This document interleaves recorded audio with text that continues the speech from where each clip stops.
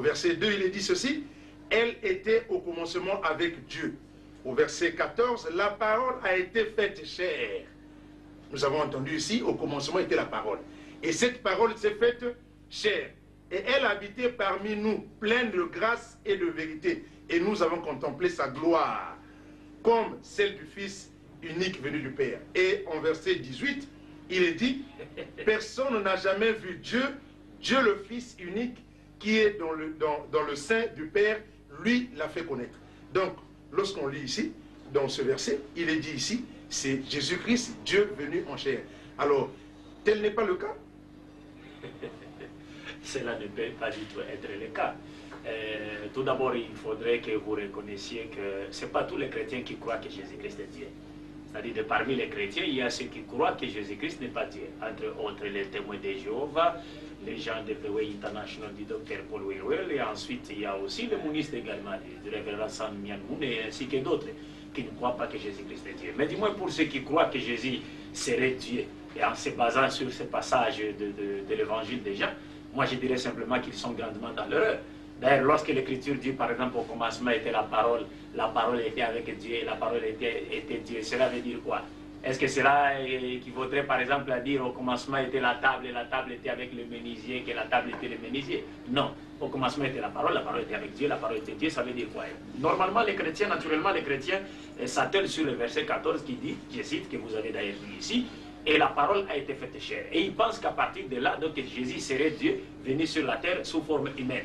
Mais nous disons non, ils sont grandement dans l'erreur, puisque lorsque l'Écriture parle de la parole de Dieu qui est au commencement avec Dieu, il ne s'agit nullement de Jésus-Christ, mais il s'agit plutôt de l'ordre créatif par lequel Dieu tirait toutes choses du néant à l'existence, comme nous l'avions expliqué, n'est-ce pas, dans notre définition de Dieu, en disant que Dieu a créé toutes choses à partir du néant.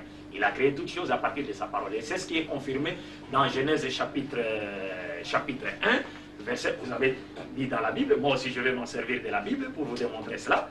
Dans Genèse chapitre 1, verset 1, il est dit ceci, vous pouvez lire même tous les chapitres 1 dans son entièreté, mais ici je vais choisir juste quelques versets. Au verset 3 par exemple, Dieu dit, il est écrit donc Dieu dit que la lumière soit et la lumière fit.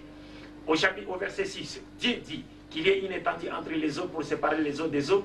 Dieu fit donc cette étendue, sépara les eaux qui sont au-dessus de l'étendue avec les eaux qui sont au-dessus. Et il en fit ainsi. Ainsi de suite jusqu'à la fin. Vous remarquerez que partout, Dieu était en train de dire, donc l'Écriture nous dit que Dieu avait dit et la chose arriva.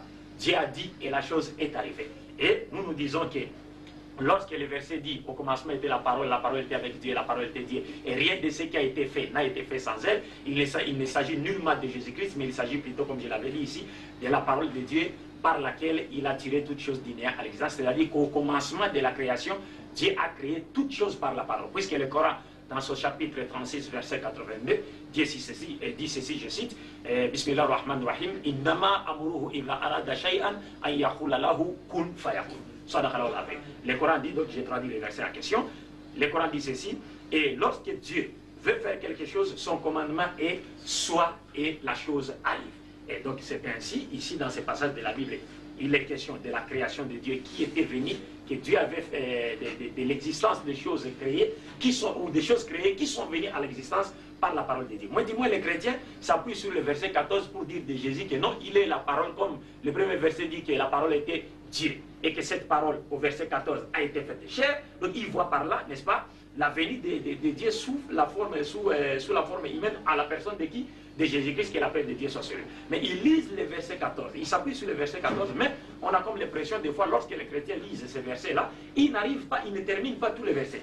Puisque le verset 14 nous dit ceci, juste à la dernière partie du verset 14, je peux les relire une fois de plus.